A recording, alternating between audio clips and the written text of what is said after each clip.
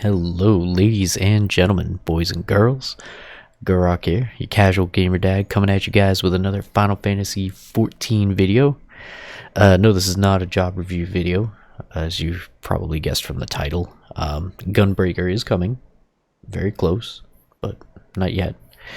I'm coming at you guys with something a little different. This is more of a news video or an update, kind of in line with previous videos of the sort where I address things like the great RP debacle of 2021 and stuff like this. Well, we've got a new one. We got some new shenanigans happening, and that is the giant dumpster fire that is the third party slash mods slash add-ons debacle of 2022, I guess is what we'll call it. First of all, real quick disclaimer, real quick something to shed light on to everybody. Whether you are a new player to Final Fantasy XIV, when I say new player, I mean you're like just arriving as of like Shadowbringers. So if you haven't started playing 14 till Shadowbringers, you're, in my eyeballs, a new player. You've not been around long enough. And even if you are a veteran player, like I am from the days of A Realm Reborn or earlier, this is nothing new. At least once a year, once a patch, at least one time every major patch, I want to say, we have some sort of dumpster fire erupt out of nowhere. And it just becomes a giant shit show regarding mods, add-ons, third-party tools, etc., etc., etc. Nothing has changed. This is not anything new. It has been the same stance since fucking A Realm Reborn. And if anybody out there, new or veteran, is getting their... You gotta forgive my language here, but if you guys are getting your panties in a twist over the realization that some of these content creators like myself or streamers are using these tools, depending on the tool, and I'll get into that more in depth in a minute, but if you're getting your panties in a twist over this stuff, you go fucking back to WoW. Okay, go somewhere else. Like, don't get pissed off, because this has been a thing since A Realm Reborn. The stance has always been they are against TOS, which is fine. I'm not fighting that. They want them against the terms of service. That's fine. They don't want people using third-party tools. That's fine. I get it. But it's also been, from Yoshi P's mouth, a gray area regarding certain tools, such as, like, say, ACT, or, you know, uploading your parser logs so that you can monitor your stuff. You know, tools like that, it's always been considered a gray area. They say, please don't use them. But if you're not flaunting them around in front of everybody's face and making everybody else's life a living hell, you know, if you're not being a toxic bastard and be like, oh, I'm parsing your damage right now and you suck. Like, if you aren't doing that, if you're using it as a tool for self-improvement and that's it, it's fine, right? Don't ask, don't tell. So everybody flipping their wigs over this, relax. All right, chill out. This ain't nothing new. This ain't our first rodeo with this shit, okay? So before I keep going off on a tangent here, let me address the actual situation. What brought it up this time? What was it? Well, as many of you know, I think my mic volume's a little high here. As many of you know, with patch 6.1, there was a new ultimate release, Dragon Song's Reprisal, I think it's called. It's Thornton Ultimate, and heralded as one of the most difficult and best ultimates or just encounters in the game, and I believe it. I remember doing Thornton Extreme when it was released, just as a trial, and it was amazing. It was still to this day one of my most favorite fights I've ever done. So I believe it when they say the ultimate version is the hardest and the best. I guess over the last week or so, some, I guess, bigger content creators or streamers were streaming their attempts on like Twitch or YouTube. And I'm not going to name any names. I'm not going to name what tools they were using or anything like that. I'm not dropping all that stuff, but let's just say they were on stream. They were blatantly displaying what tools they were using, and you know, some of them were kind of your run-of-the-mill things that you would see, you know, in the day-to-day, and some of them were tools.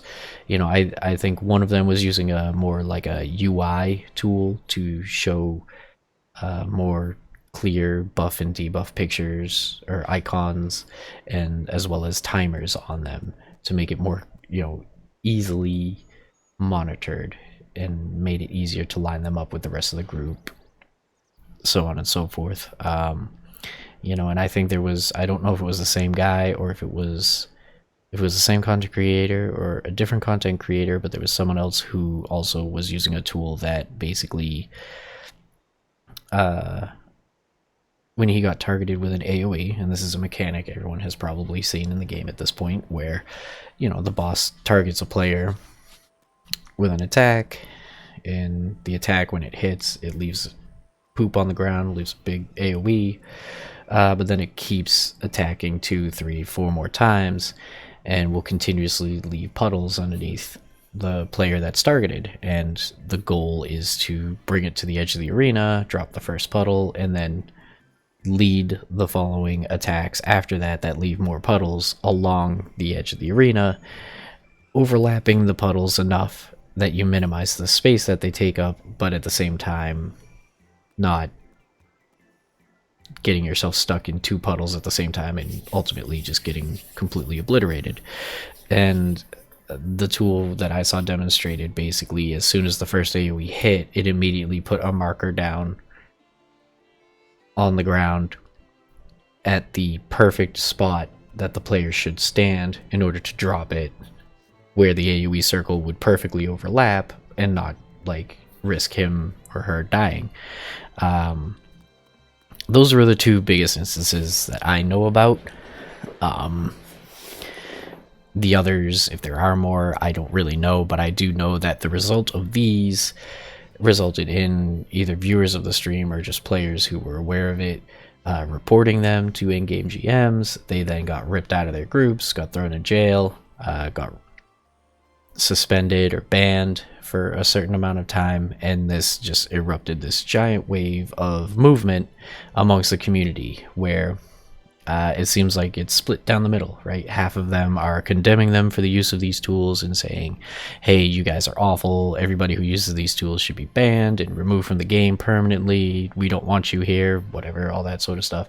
And then the other half is not heralding them, saying you should be able to use what you want, but like defending them by saying like, hey, like, you know, they're just using any other type of raiders tools.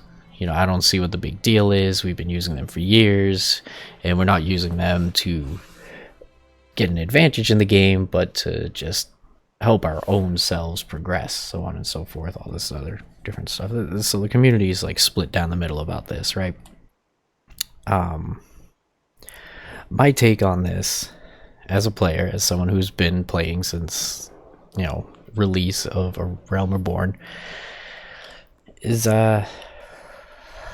it's kind of lopsided, because I do want to say, like, yes, you know, they say third-party tools are not allowed, don't use them, but at the same time there are certain tools that I will admit I use, but I only use them to better myself and to make sure that I'm doing things properly. For instance, I use ACT. I will admit it, I use ACT.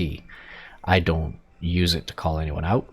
I don't flaunt it in front of anybody's face. I don't comment on other people's performance. I literally take my stuff, I look at my performance, I say, I feel like it could be better. I plug that into, say, another third-party tool, technically, which is a website, an application, where you plug in your log, and it's called Xiv Analysis, and it analyzes your encounters, and it'll tell you, hey, You had like an 86% uptime on Storm's Eye. Do a little bit better on that, dude. Or like, hey, you used 6 out of 9 potential windows for inner release. Do better. So like now I know, hey, this is where I dropped the ball and this is how I can improve. I see nothing wrong with that. I see nothing wrong with people using those tools on the hush hush for their own improvement, for their own betterment, because let's face it, like Square Enix guys, come on. You don't really give us an opportunity to know if we're doing things the right way. I mean, you gave us Stone, Sea, and Sky. It's okay. It's not bad. But I mean, if you're wearing minimum item level gear and just freestyling your rotation, you can still beat the dummies in time. I've seen people switch to Black Mage with the minimum item level gear for the encounter and clear the Stone, Sea, Sky dummy by just using ice spells. And we all know that's not the proper way to play Black Mage, but they've done it. And that just says something of how inefficient Stone, Sea, and Sky is. It's a good tool to gauge your minimum skill, your skill floor, sure, but it's not gonna bring you to peak performance. And I think in order to do that, we need these tools. Like, that's just the way it is. Now, my stance on tools like the ones I mentioned earlier from the content creators, altering the debuff icons and the buff icons, I mean, I think that should just be a feature in the game. Straight up.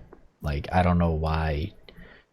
Like, it doesn't bother me as much these days because I don't raid in a serious manner like I used to.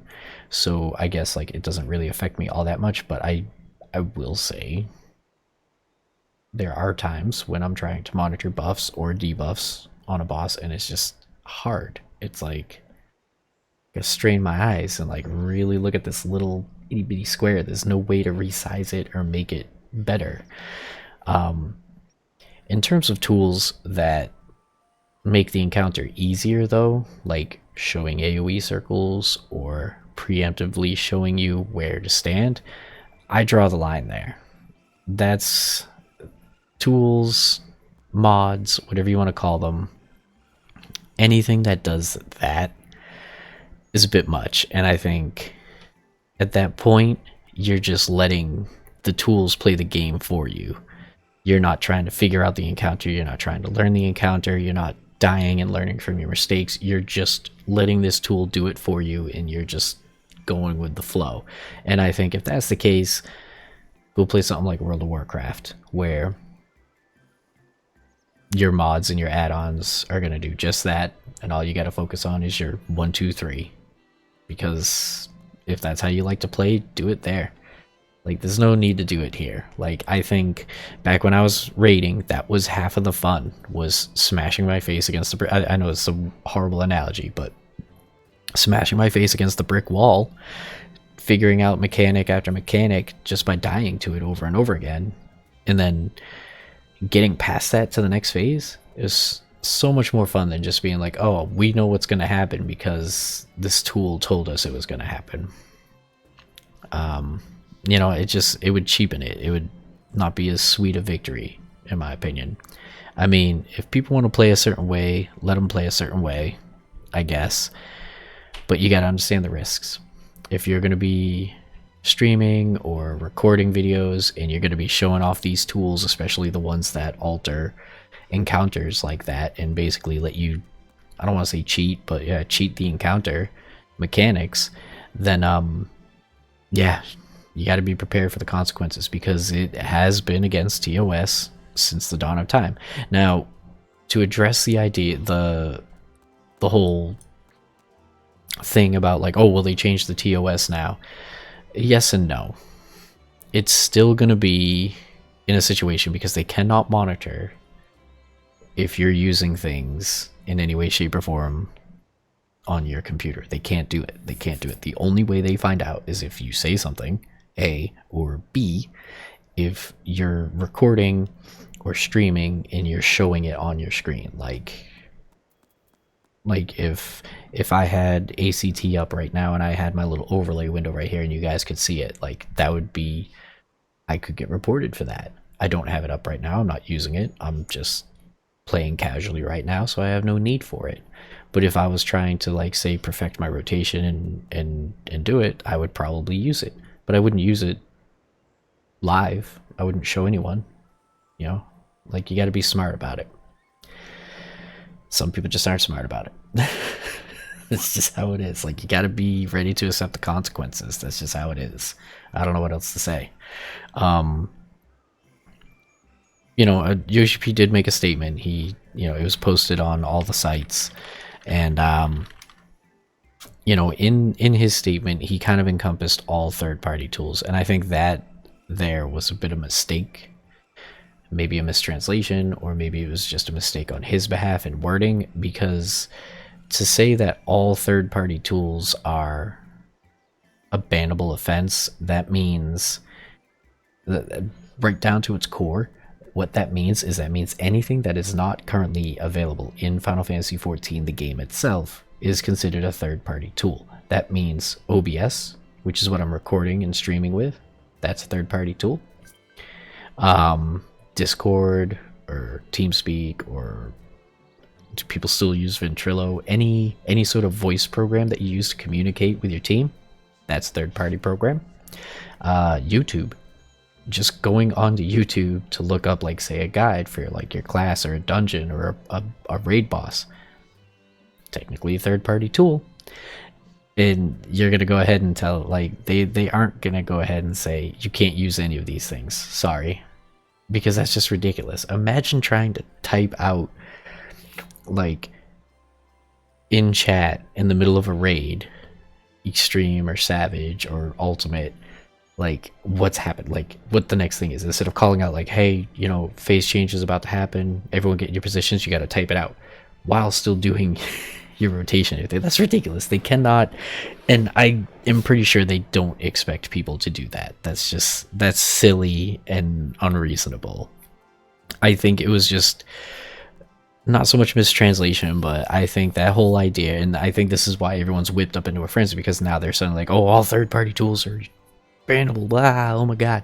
And I think it was more of a misunderstanding. I think what he means is the third-party tools that impact the game and impact raid encounters and impact, you know, the content, or even, you know, what's the word I'm looking for? Cosmetic mods, hair mods, clothing mods, armor mods, animation mods, those things, they don't want to see those. They don't want to see people using them. They don't want them being used. They don't want them being applied to their game, because, you know, it's kind of stamping on all over. But if you're using a voice chat program, if you're recording with OBS, if you're watching guides on YouTube, they're not going to bag you for it, because that's just silly. And on top of that, you have to be reported with proof.